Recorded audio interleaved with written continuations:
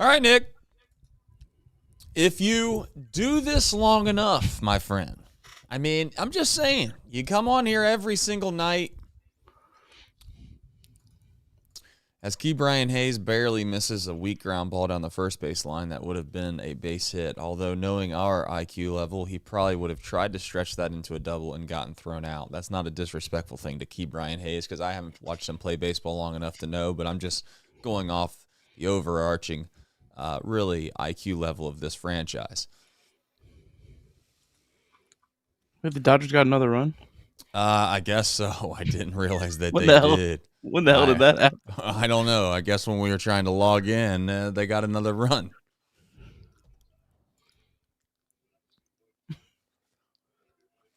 Yeah, that's one out, by the way, for those that are keeping track at home. Oh, Suter gave up a solo home run to lead off the inning. Who was it to? Michael Conforto, their worst hitter. Left on left crime. Who knew? Is this Will Benson? Oh, Holy smoky! I mean, wow, what a gift, dude. What a treat. I can't believe the pine tar on his helmet. Is it still tacky, or is that shit just like straight like mud on there now? I'd assume. There's no way that actually still works.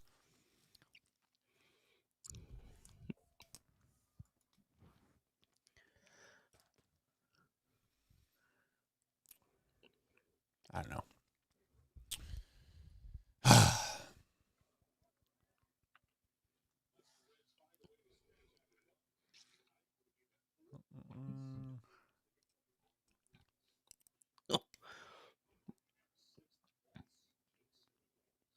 Can't tell if you're ahead of me or not. I think I was behind, and then I hit the live button. I think I'm ahead. Tito's so far out, he doesn't have sunflower seeds on the deal anymore. Swing and a miss. Nope. Thanks, Will. We'll see you next week, maybe. Next week. And maybe there'll be a pinch running opportunity. I got news for you. It ain't going to be next week.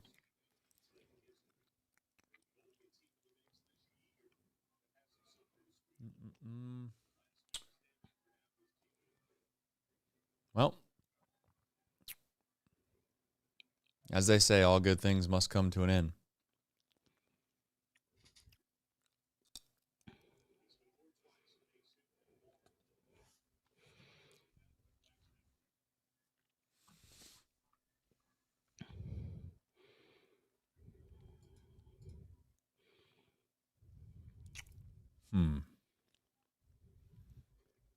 What's like the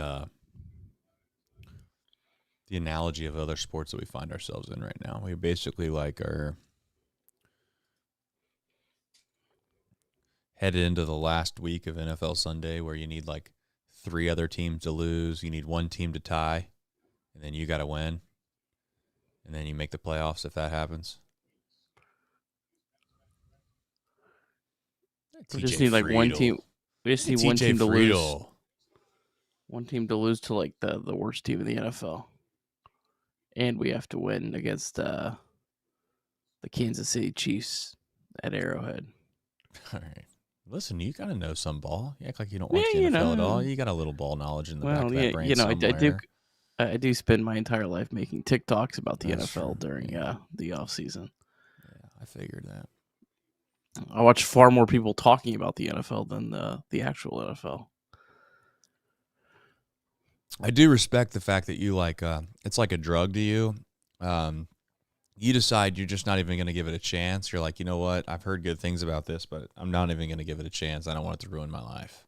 Like, I don't even watch. I'm not going to watch it at all. I'm not even going to touch it. That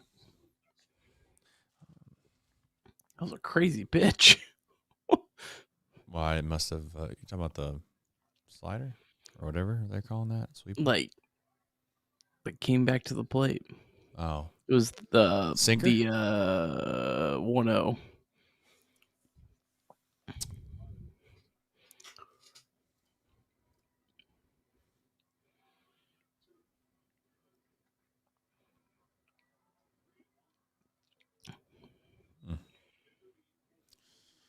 Gotta love big league at bats.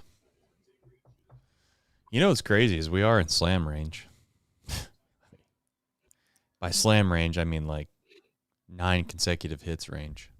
We'd have the tie right on the plate if this was for the imaginary home run that I haven't even seen that Suter apparently gave up. Craig, can we get some base runners? Yeah, we have a hard time with it. I to be fair to Craig, I mean, very rarely do you even have to worry about that part of the job. I always forget. I mean, what are we talking about out here right now? Like, this guy hadn't hit a home run in a month, brother. I know he looks scary, but yeah, I know he looks scary.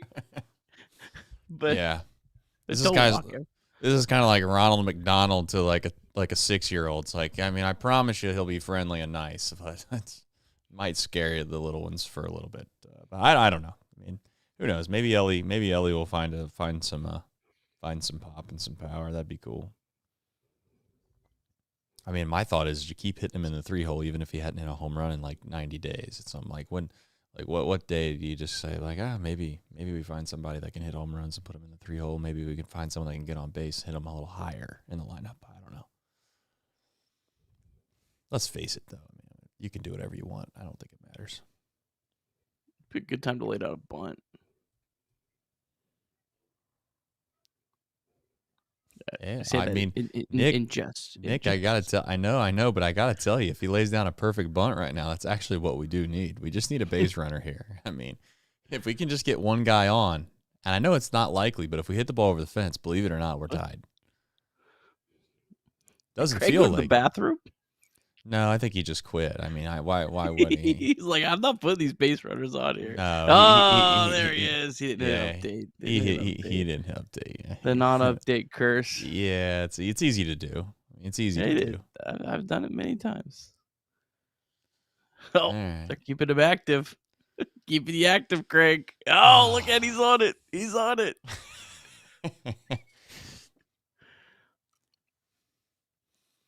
All right. Can we get one more guy on just to give me like a glimmer of hope here? That would be fun.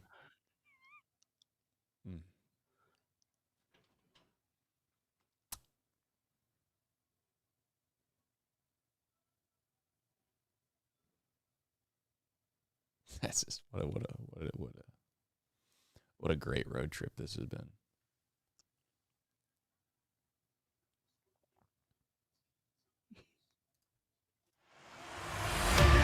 Bench, change, hit in the air to deep right field. Back goes Clemente, and the save.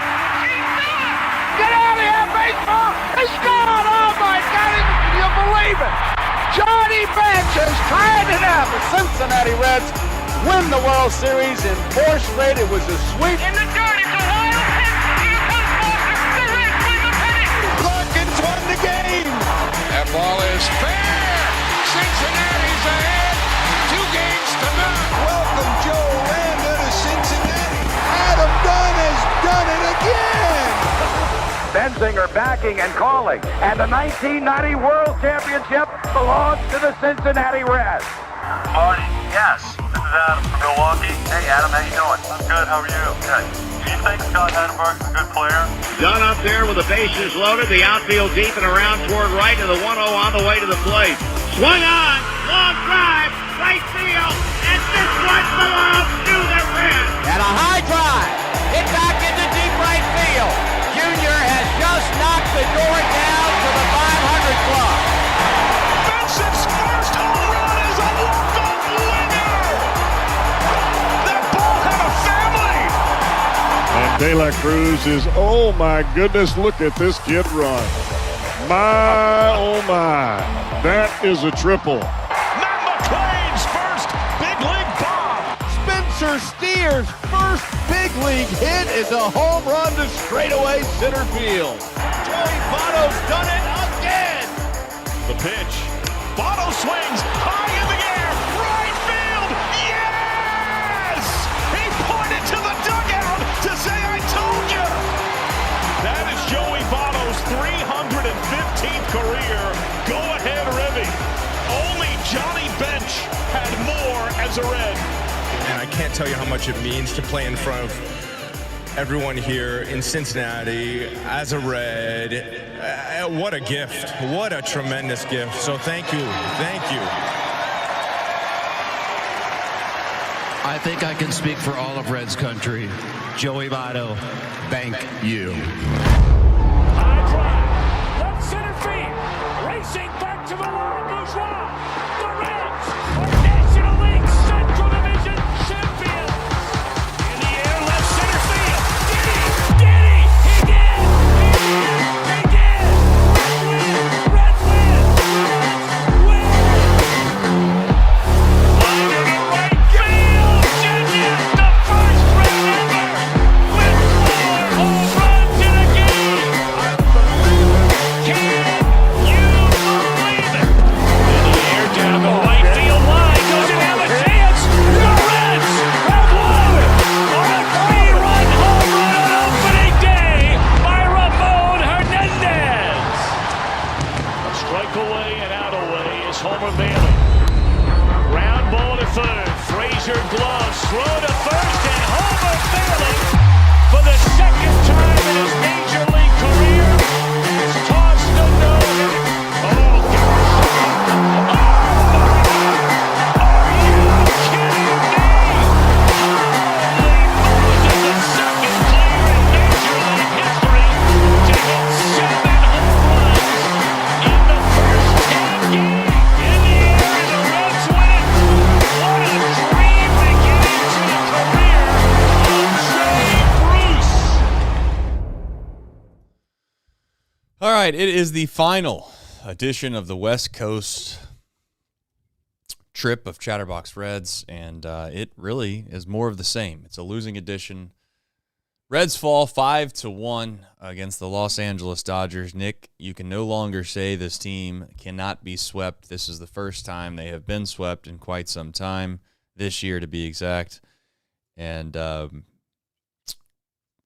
don't really know where to go on a show like this, because it does certainly feel like a funeral. I do know there are times where when you watch this team, certainly this team this year, you can kind of get yourself in a spot where you overreact. You overreact, and you kind of get ahead of yourself. And they kind of have proven me wrong maybe multiple times this year, where I've had them down and out already before. I've already kind of considered, let's focus on what's this team going to have to do in 2026 to get better. And they find a way to play more meaningful games. So I guess I'll openly say I've been wrong before. Hopefully I'm wrong one more time at least, Nick. But it feels like curtains, man. It feels like this is probably the end of the road, especially with what the Mets did. And I don't know. This time tomorrow night, Nick, you're 5 games back, and, you got less than 30 to play. Yeah, kind of fitting that the first time you get swept all year kind of feels like the nail in the coffin. Anything can happen. The Mets have been a volatile team all year. So who knows? They could go out and put a complete stinker. They have a 4-game series against the Miami Marlins over the weekend. So you never know. And you do have the possibility of sweeping the Mets, but I don't know what we've seen over the first 100 and whatever games that makes you think that that's a reality against a New York Mets team that probably wherever they're at is going to go into that series knowing they needed to win 1 game. So, it's kind of hard to sweep a team when they can just go all in 1 game to try to win it. Yeah, no doubt. I mean, they're talented enough to win any of them, even if they go all in to win the 1 game. They actually, if you want to be honest, they did that today against the Phillies. They went all in the night prior. They completely gassed their entire bullpen. I know this isn't a show about the Mets and or the Phillies. It's a Reds show, but I think it's I guess it's somewhat appropriate to discuss the fact that they went all in last night. And you know what, Nick? They brought a kid up from their minor league system, and he delivered in a big way. He bailed out that bullpen. He threw an incredible game, and he gave the Mets an opportunity to win, and they won. And now tomorrow you're going to see the promotion of Sal Stewart, and I gotta be frank. I completely understand why the vast majority of this fan base is just not going to be all that excited about it. And let's also be fair to Sal Stewart. I don't know where the hell this show is going to go, so to be honest. I should throw it to you, the box score recap, but I'll say one last thing. Sal Stewart is not supposed to be the saving grace. He's not supposed to be the guy, that's going to make somehow this abysmal offense perfectly fine. He's one guy out of 9. So, I don't know. We'll see. There's just little to no hope. I'm sure we'll talk about it. Why not? Let's just jump into the box score recap. Let's get into the deep drive of the day because we did have one of those. That's nice. And then let's talk about this game and then maybe what's left if there is anything left. All right, Reds taking on the Dodgers. Reds trying to avoid getting swept for the first time this season. Nick Lodolo making his return off the IL against Shohei Ohtani. Noelvi Marte gave the Reds a 1-0 lead in the top of the third when he cranked a home run out to left center field off Ohtani. Nick Lodolo was really sharp early, perfect through the first 3 innings, but in the fourth, he was singled to death by the Dodgers. 5 singles from the Dodgers against Lodolo, and a walk led to 4 runs, and the Reds quickly trailed 4-1. Lodolo got the first 2 outs in the 5th, but then he hit Teoscar Hernandez with a pitch, and his day would be done. Scott Barlow would come in and get the final out of that inning. Lodolo's final line in his return, first start in 3 weeks, 4 2/3 innings, 5 hits, 4 runs, 1 walk, 6 strikeouts. The combination of Scott Barlow, Sam Moll, and Connor Phillips got the game into the 8th inning with the Reds still trailing 4-1. Brent Suter gave up a solo bomb to Michael Conforto to make it 5-1. And that would end up being your final score as the Reds offense struggled once again. Reds have scored 1 run or less in 4 of their last 7 games. Reds have lost 6 of their last 7, now 68-66 on the season. Mets finished off a sweep of the Phillies earlier tonight, so the Reds fall to 4.5 back with 28 games to play. All right, and we do have a deep drive of the day come off the bat of Noelvi Marte. It's his 11th of the season. That's 108.9 off the bat, 410 feet, so it wasn't a cheapie. Win probability, shocking, I know. Wait until you hear this one. 59.6%. For those that are doing math, that Vegas would take those odds all day long. And in fact, I think the casinos do as well.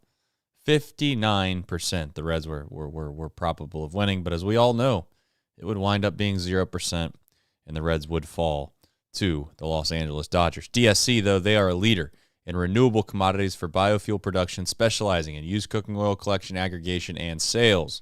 Visit www.deepsouthcommodities.com for more information. Thank you to John, his team. Thank you to everybody in here right now, because let's face it, we all know the deal. We completely get what's going on with this team.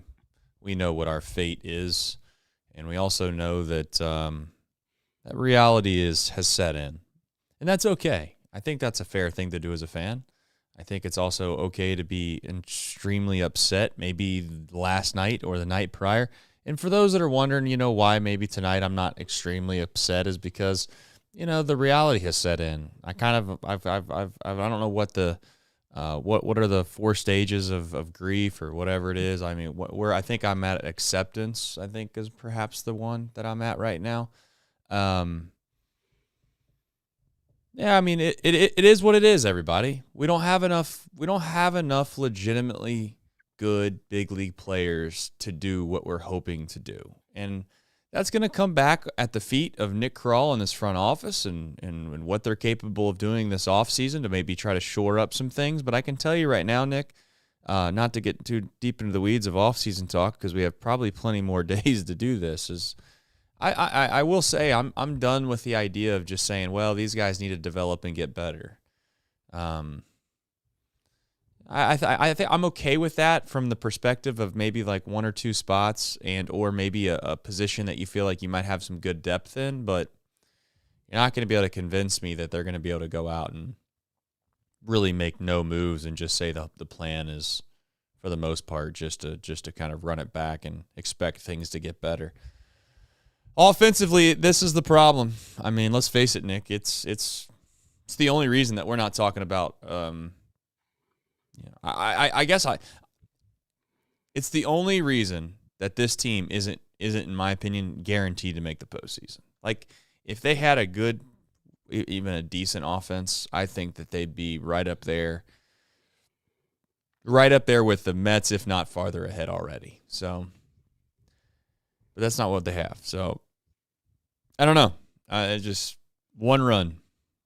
And I think people thought I was joking the other day when I said that this franchise was on pace in the live ball era to maybe catch the team that they're a little behind pace, but the way it's gone this week, Nick, they might catch back up pretty quickly.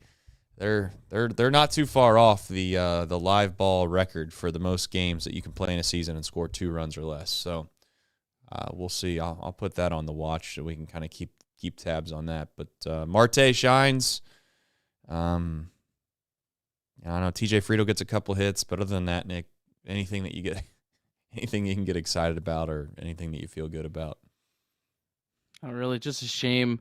It's a shame to waste this kind of pitching, and not just from the fact because you have most of this, your rotation intact, but you're never guaranteed that you'll have good health with starting pitching. And man, the worst thing would be, next year the offense, you kind of have some guys break out. Let's dream a little bit. CES maybe is a guy that finally breaks out, and maybe someone else. And Matt McClain's back to Matt McClain, and Elly's back to April through July Elly, and your offense is back to above average again. But then you have a whole bunch of pitching injuries, because some years you kind of get blessed with that, and some years you don't. Trying to predict that is impossible. So that's maybe the most disheartening thing about the season, is that you can't predict. The Reds did an incredible job being prepared for starting pitching depth, but you can be as prepared as you can possibly be, and you can still not have enough at the end of the day. So something you can never really predict, and so that's the most disheartening thing, is just that you wasted a year where you're just one of the better years we'll probably ever see starting pitching wise. You're not wrong. I mean, there's always the opportunity to regress in that area. There's also at some point an opportunity for our bullpen to be completely terrible. That's the other pessimistic viewpoint of what perhaps could happen in 2026, even if you do fix the offense. But I don't want to go too far down the beaten path of 2026. Let's focus on 2025. It's not over. I know that it basically feels like it's over, and for all intents and purposes it is, but when you have 3 games against the Mets, it still lends itself to have a chance. But as I said, Nick, the other day, I think it was literally like 5 days ago, I said quite exactly that when you go into that Mets series, you need to be right there. You can't be in a spot where you're begging for a sweep, and then a sweep doesn't even really get you anything other than just a chance to catch them again. So if you sweep them, you still got to get another game or 2 on them in order to be able to get past them. It's just a terrible recipe, and we all know what the likely outcome of all that is. And maybe more concerning than the games back is just how this team looks. I think that's fair to say. 4.5 back. Let's just say it's 4, optimistically viewing, if the Mets were to lose tomorrow. 4 is not insurmountable, but it's also more concerning that this team just doesn't look very good. What's happened to Elly De La Cruz is really kind of I don't say earth-shattering, but mind-blowing. I don't get it. I don't know totally. I haven't really dove into maybe some of the swing mechanics of what that looks like. I know the toe tap thing. I was paying attention to that a little bit. I don't know if that's part of it. He kind of had a little bit of a higher leg kick, and maybe that caused him to strike out more, to be fair. But I got to be honest, like, if this is the trade-off, if the trade-off is that we don't get a guy that can hit for power at all, there's no extra base hits, but he puts bat on ball a little bit more, I'd rather a guy strike out, because he's far less productive, far less meaningful as an offensive player if he's going to basically have no power. It's just insane to think how far he's regressed in that area. And I'm not saying that he can't break out tomorrow and hit 5, 6, 7, 8 home runs in a week, because I think it's in there. It's just, this guy was hitting 465, 475-foot home runs, Nick. Guys would marvel. I mean, I remember Jonathan India marveling at his batting practice session, saying that he just hit some of the farthest balls he's ever seen hit in batting practice ever. And now that very same player, 1 year later, is completely missing. And I'm not gonna give Elly completely off the hook on this either, right? Like, I'm not gonna sit here and be like, well, they ruined him, blah blah blah. Some of it's on Elly, all right. Some of it's on Elly. He's his own human. He's an adult. But on the cusp of Marte bunting yesterday, I got a strong suspicion that perhaps there's a pretty big, megaphone somewhere coming from that clubhouse about the way things should do or the way things should go. And it seems to be affecting this baseball team. Yeah, I don't know about Elly in particular with what you're talking about. Yeah, like yesterday that bunt just screamed like that there's so many things wrong. But I mean, Elly was hitting for power up through July, and they were preaching this in spring training. So like, That's fair. That's why it's kind of hard for me to believe that it was just that just blaming Valleca and whatever for that. He dealt with a quad injury this year. I think that has to be probably the most likely reason for this. I don't know, man. You just hope like this weekend, you just see one just bomb just to kind of be like, okay, all right, it's just been a slump. He's gonna get through it at some point. But yeah, I mean, just the fact that you haven't seen really one or really, I mean, he's had either a couple drives to like the warning track, but it's not like there's been a whole lot of those either. I mean, there's been hardly anything. So, yeah, I mean, one real big home run from Elly this weekend would really go a long way at just kind of, I think, easing all of our minds. Let's get into the game. I guess the only thing that I have questions about tonight, I'm not even mad about it because, like I said, I've come to accept what we believe and or what we are. It's funny that Ian Jabot being the first guy to come in and try to close the game for the 2025 Reds is almost symbolic of kind of the decision making perhaps we got to witness throughout the rest of the season. I've been a pretty big Jose Trevino supporter. I've said for a while now that I think that he's somebody that maybe should get a little more credit than some would like to give him, and I don't think he's that far of a different player than Tyler Stevenson, at least based off of the 2025 version of both of them. I'm not here to suggest that Tyler Stevenson doesn't have a higher ceiling or Tyler Stevenson can't be a much, much better player, because I think he can. But based off what I've seen from Tyler Stevenson this year, I don't think there was that big of a gap. But tonight, Jose Trevino comes up to the plate, Nick. You have two guys on. You're down 3. I don't know if maybe Andujar is unavailable, and that's maybe a question we could ask after the game. Was he capable of perhaps trying to hit there? And I know the answer is going to be maybe like, well, he's not feeling well. He's got a leg issue, et cetera. So it's like, Nick, the season's on the line, man. If you're not on the IL, then you're not hurt enough not to at least give us an at-bat. That's how I look at it. And if you are that hurt, Nick, where you can't go up there and at least just swing the bat and if nothing else, just get to first base and we'll pinch run for you type situation, then you got to go on the IL. I mean, you're not useful at all. It's a shocking move again. And again, I'm not here to say that would have mattered, right? Because what are the chances Andujar pinch hits and hits a 3-run home run to tie the game? Probably not very high. But I know what it is. It's a lot better option than Trevino in a spot like that. Other than that, that's all I got in regards to the decision-making tonight. We'll get into Lodolo and the bullpen next. But anything else that stands out to you from the game perspective that you kind of like were just, I don't know, scratching your head and or wishing they would have done? Yeah, it felt like a move that when you're just on autopilot, just trying to get out of LA. That's what it felt like to me. I mean, there was a really good opportunity to maybe bait the Dodgers into a move that would really be a benefit, because they had a lefty warmer. You could have pinch hit Benson. I mean, this team doesn't even use Will Benson, so why not use him as a bait move, have them bring in a lefty, and then have Miguel Andujar get in that bat against a lefty as the tying run. It seems like a pretty easy, logical thing. And yeah, if Andujar can't pinch hit, like you're bringing in the catcher the next inning, like it's not like he stays in the game. If he can't pinch hit, then why is he not on the IL? Because you have like 17 dudes at Louisville right now that are all decent hitters, right, that could DH, and that's what, or could pinch hit. And so, like, if he can't, just put him on the IL, and it picks Sal Stewart. If you don't want to pick Sal Stewart because of whatever reason, pick any of these other guys. I was watching the Bats game earlier today, and Nick Curran, the Bats radio broadcaster, was talking to was talking about how he talked to the opposing manager and said, "This is one of the best AAA lineups I've ever seen." It's like, okay, well, let's get some of these guys up to the big leagues. That was a legitimate quote from the game today. I wanted to break my TV when I heard that.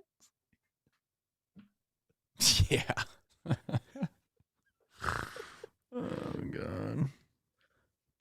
Yeah, you could make the case that perhaps if that was like the AAA affiliate of the Brewers, if it was like Nashville or something, you could be like, well, I guess they don't need these guys. I mean, they've figured out a way to win baseball games up there without them, so they just stay here. No, you look at the Reds. At this point, Nick, I got to tell you, Vegas might be right. And some people might think that's crazy to say, but Vegas might be right on this whole thing. If they finish directly right at that win total, it wouldn't shock me in the slightest. It really wouldn't. I mean, 78 wins is 100% on the table here. 100% on the table. Especially if they fall out of the race and start shutting pitchers down for the year. Right. And it really becomes, because that's what'll happen. I mean, if the Reds fall more, they're probably going to obviously Chase Burns, there's no chance he'll pitch. Andrew Abbott, they would limit him, I would assume, at the end.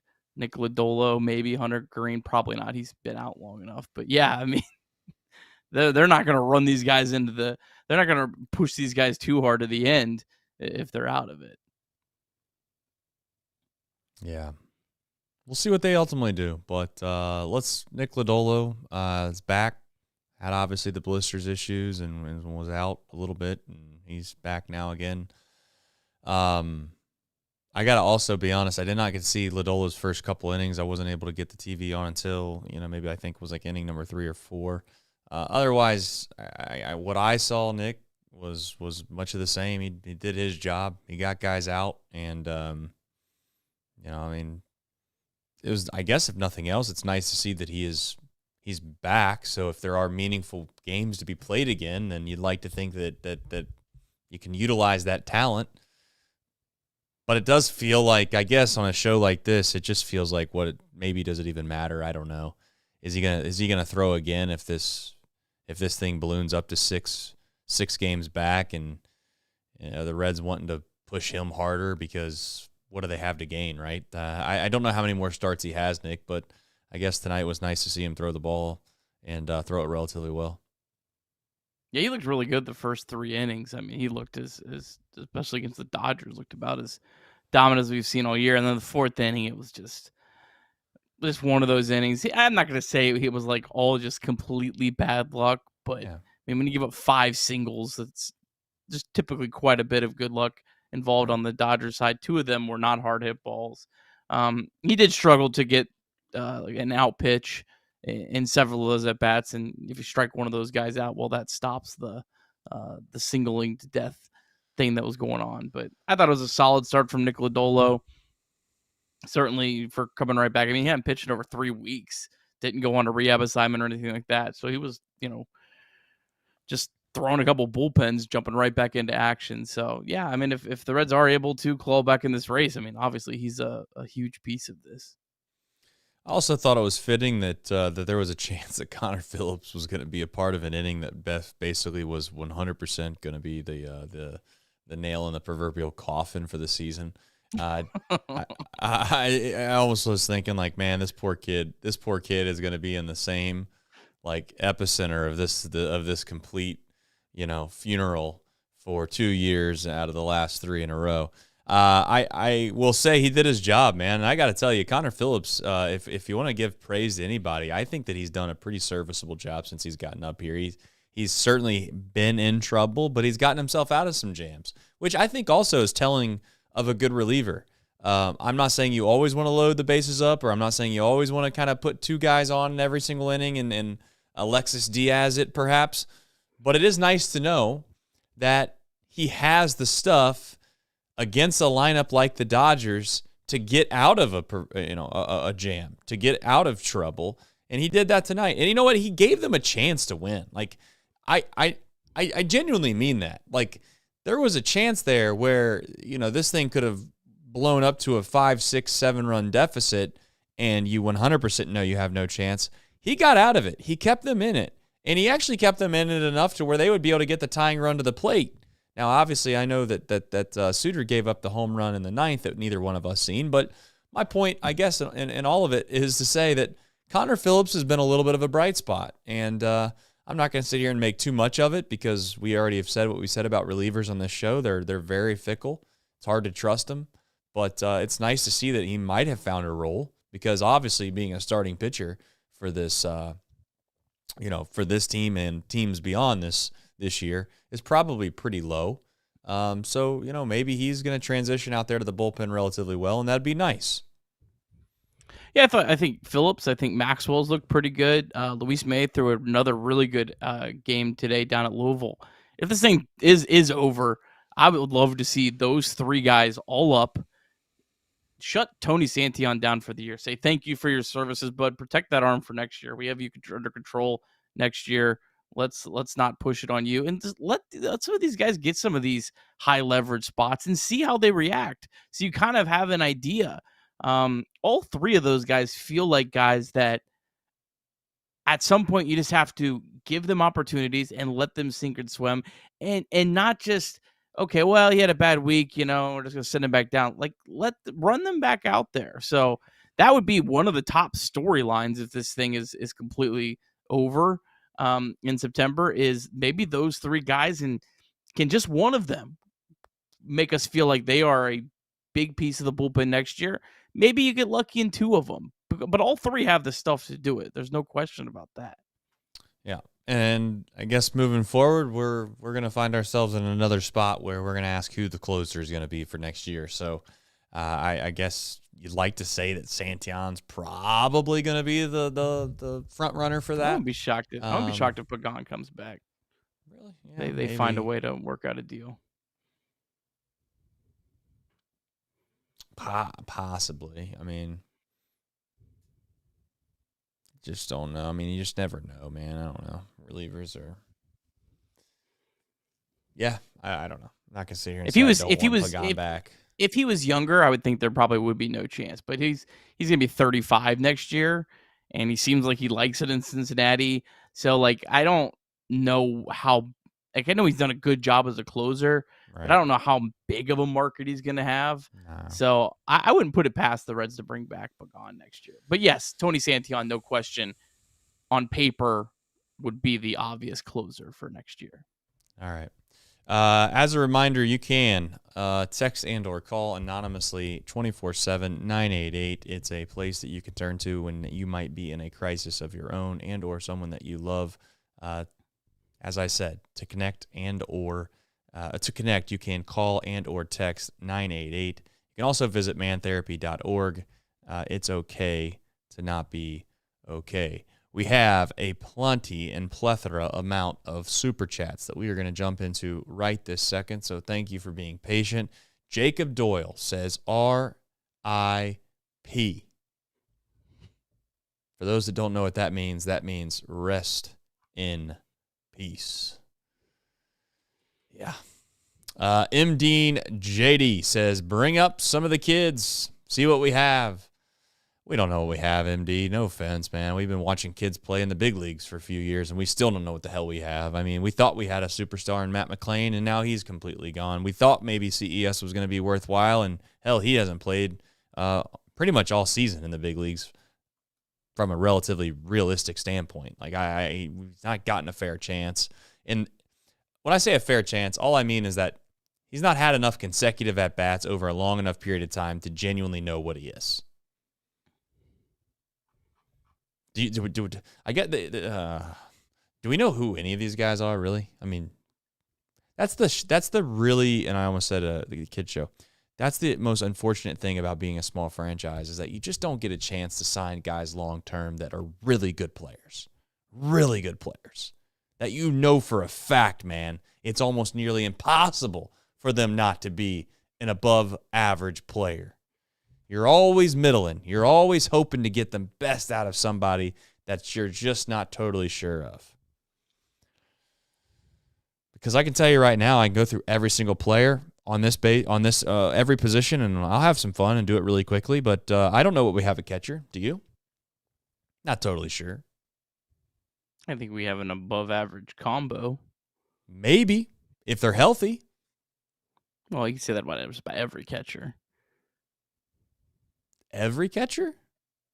I mean, just about every catcher. You want to go through the? Well, I'm just saying, you want to go through the teams that are playing good baseball, and whether or not you can.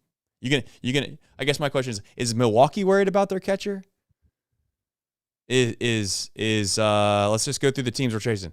And I don't know the Cubs well enough, but are the Cubs worried about their catcher? Are the Phillies worried about their catcher? I don't know. I'm not worried about the Reds catcher. I don't think that's a problem at all. I think they've had above average production from the duo this year. All right, we'll see.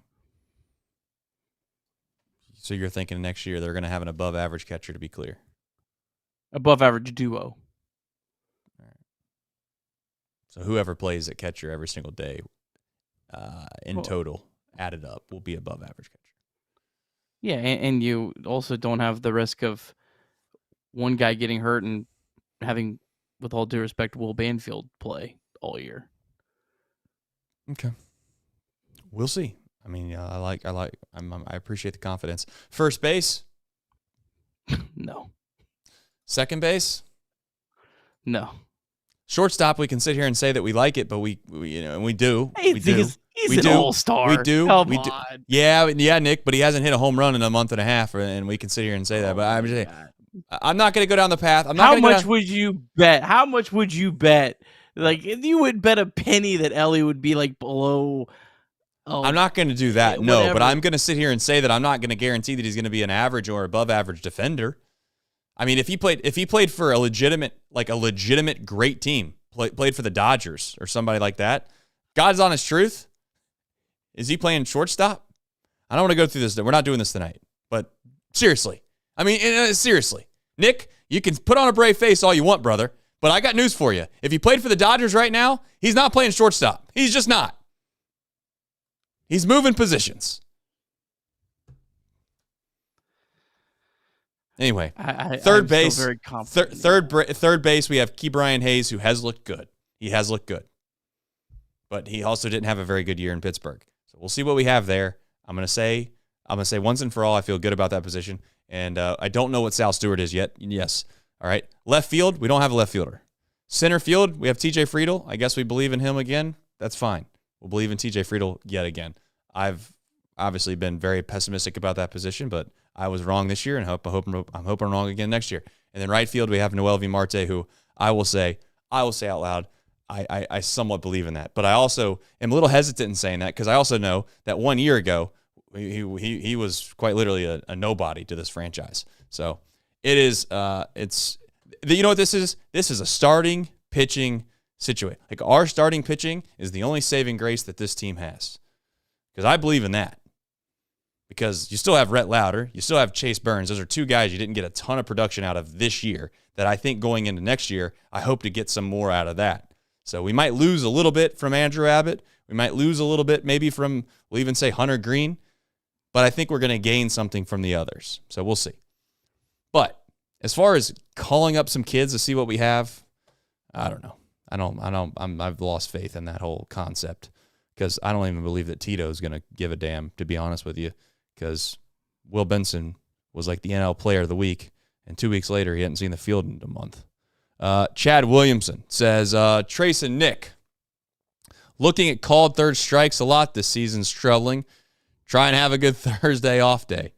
Yeah, have a good off day on that, Nick. Okay. Just saying, he wants you to have a good off day tomorrow. I have to drive to Illinois, pick up something and drive back. So I got like a 7-hour drive tomorrow. So that's whatever. probably listen to this podcast. There you go. I mean, it's going to be a great listen. No doubt. Kill some time. Ned Flanders I have says, some stuff going on tomorrow afternoon, so Sal Stewart's for sure going to get announced. He's getting called up about 1 o'clock tomorrow. just schedule a tweet. Will you do me a favor? Just go ahead and get the graphic already. I know I don't say I already know. It's already there. Okay, you got the graphic. Graphics already ready. Yeah, you've had the graphic ready for like 2 weeks. That's Andrew.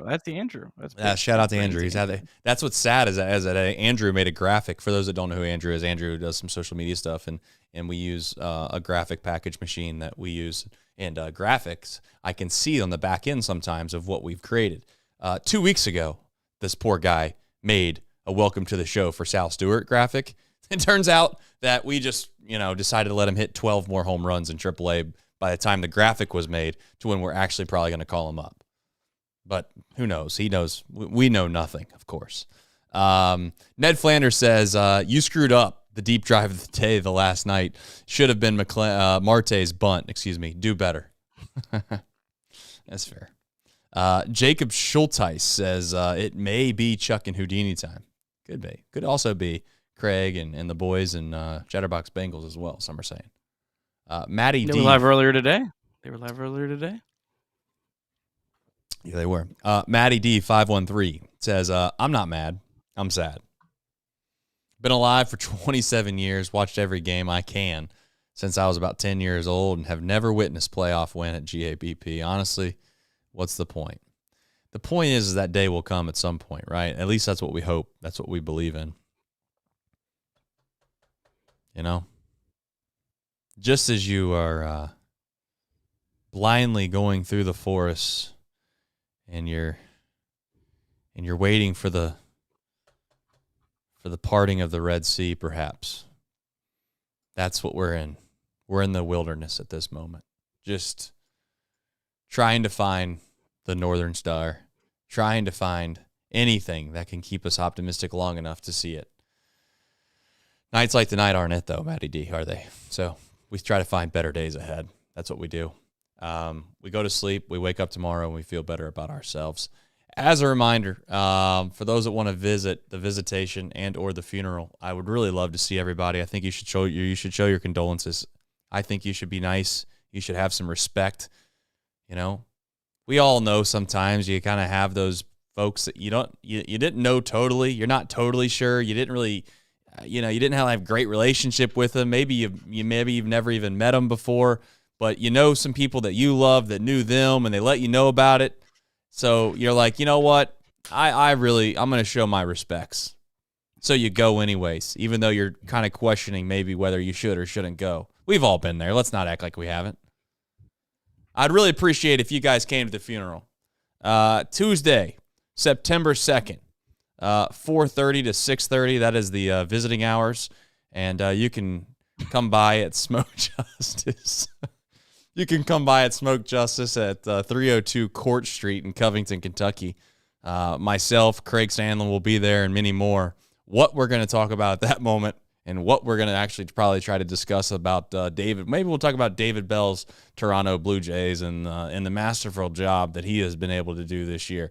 That would be maybe a start, but I'm not totally sure what we're going to talk about, but I do know this. I'd love to see you. I'd love to shake your hand. I'd love to, maybe we can all sing Kumbaya or whatever the hell else we want to do while we're there at Smoke Justice. But bring your candles. We'll light them, and we will do our best to try to make sure that you guys have a fun and enjoyable experience at Smoke Justice on September 2nd from 4:30 to 6:30. So thank you, everybody. If you haven't already, please hit the like button. This is an informal dressing code as well. I don't want people to show up in suits.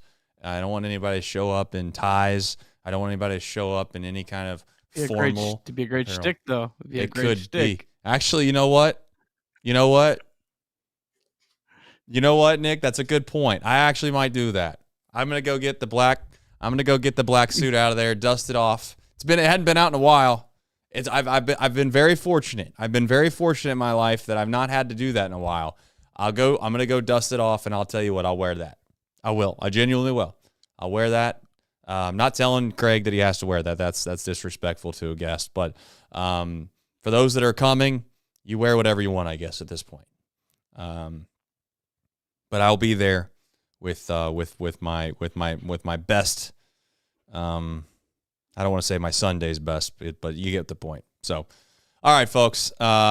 We've reached the point in the show where it's 50 minutes. Nick wanted the show to probably be 5 minutes, so we were close.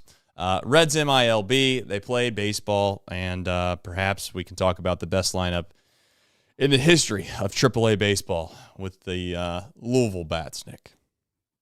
Yeah, best lineup. And didn't even have Reese Hines in the lineup today. Got the day off. Louisville, they won 8-2 over Columbus. Bats, they've now won 4 straight games. South Sturt was 0 for 3, did walk twice. Hector Rodriguez, 1 for 5. CES, 0 for 2 with a walk. Blake Dunn continues to play well, 2 for 5. Stole his 16th base of the season. Ryan Valade, 2 for 4 with a double. And then on the pitching side, good day from Luis May. He retired all 4 batters that he faced, struck out 3 batters. Down at AA, Chattanooga split a doubleheader. They lost game 1, 15-3, but rebounded a 1 game 2, 5-2 over Pensacola. Lookouts, they are counting down the days till September 16th. That is their first playoff game. Of course, they already clinched a first half playoff spot. Cam Collier was 2 for 6 on the day, did have a double and a walk. Edwin Arroyo stayed hot, 3 for 8. Leo Balcazar also 3 for 8. Ethan O'Donnell, 3 for 6. Jay Allen, 2 for 5, double and a walk. Austin Hendrick only played in 1 game, but made it count, hit his 14th home run of the season. Rough day on the bullpen for R.I. Franson, one of the relievers that I really like, that's definitely talented. Gave up 7 runs. His ERA jumped from 4.44 to 5.62.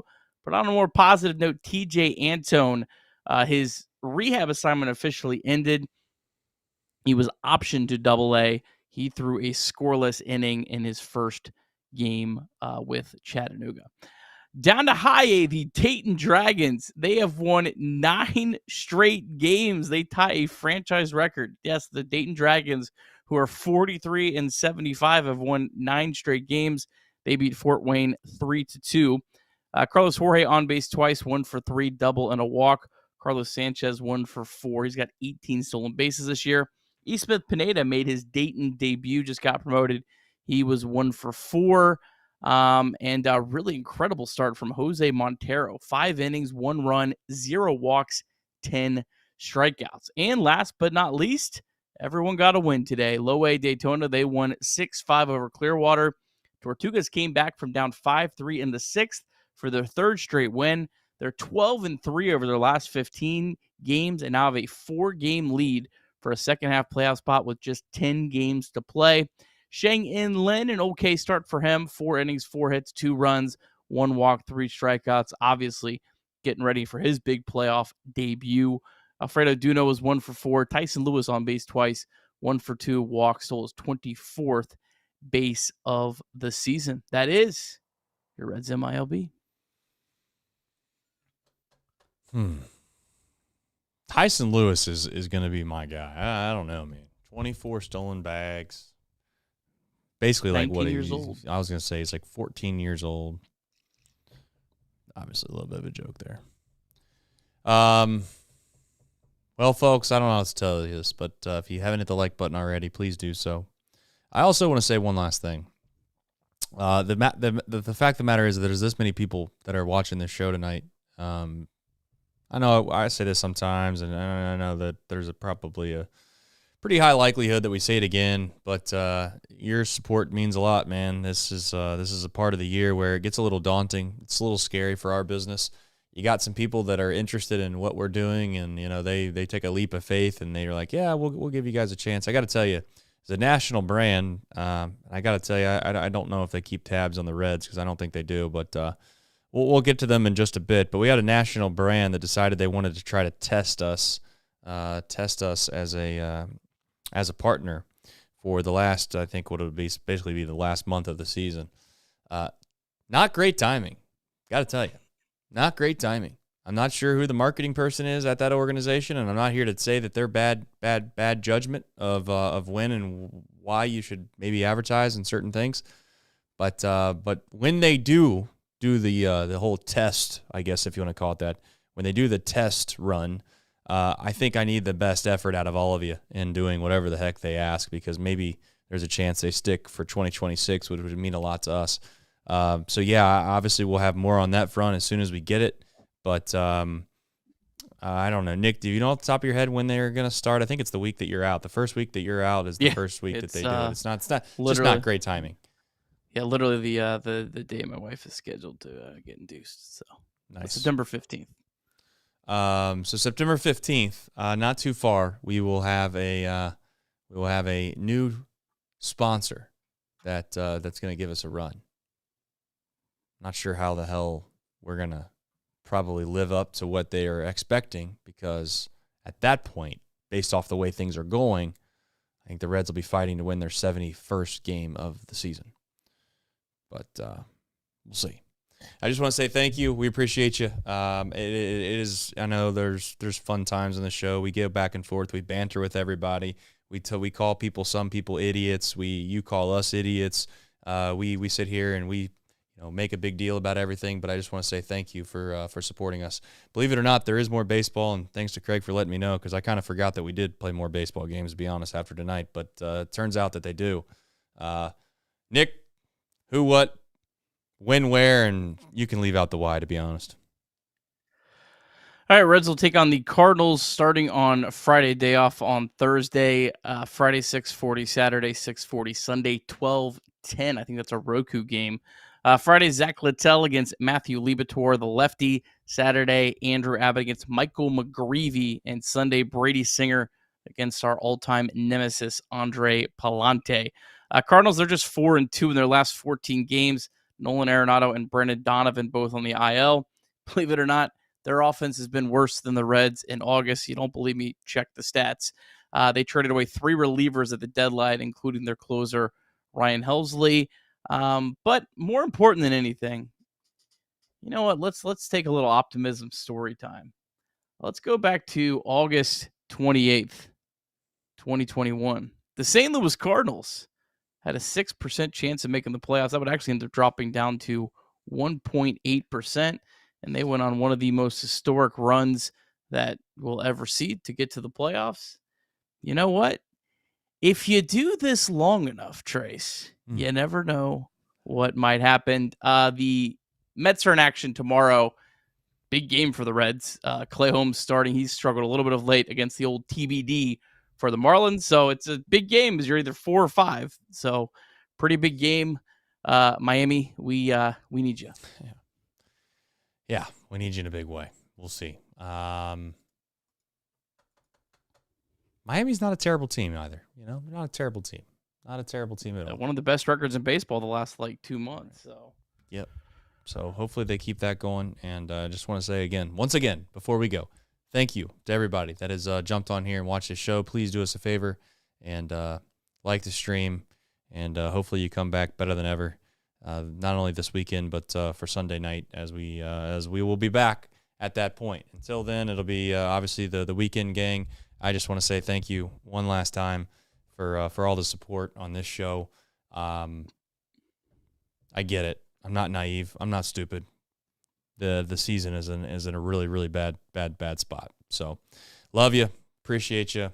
Go Reds. And we will see you, me and myself and Nick, better than ever on Friday night. Turns out we have some super chats.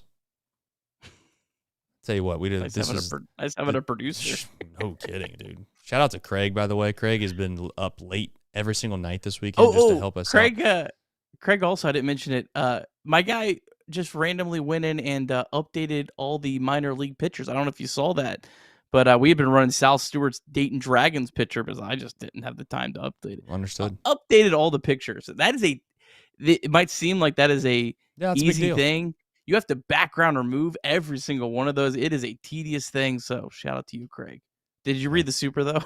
I'm going to read the super. Yeah, I'm going to read the super. It is from Kickin' BSS. He or she said Gavin Lux is the quietest 275 hitter ever. Maybe so. I don't know. Gavin Lux is when you think of the 2025 Cincinnati Reds in 10 years, Gavin Lux will be that. Right. fine. He's fine. He's fine. Yeah. I really hope that is it Mike Sirota Out for the year, 60-day IL. Okay. Not that I'm rooting for that. Not rooting for that, but toast. I will tell you, he was looking pretty decent for a while, and I was really hoping that Mike Sirota wasn't going to end up being like a 10-time perennial All-Star or something crazy, because that would hurt as well. But time will tell. Time will tell. All right, folks, this is the time where we got to go. I think we've been trying to get off the show for about 10 minutes, and it turns out that we weren't capable of doing it because we still had to do who, what, when, where, and why. We then had to do a super chat, and then something else happened. I don't remember anymore. But I do know this. Appreciate you. Love you. Me and myself and Nick, we'll see you Sunday night, but obviously the weekend folks will be here Friday night. We'll see if we can't win. Maybe we have a chance to win. That'd be cool. Maybe we sweep. We win. I think we got to win 8 in a row now. I was saying 5, but I got to be honest. We kind of screwed that whole thing up. So now it's 8. We'll see if we can do 8. Take care, everybody.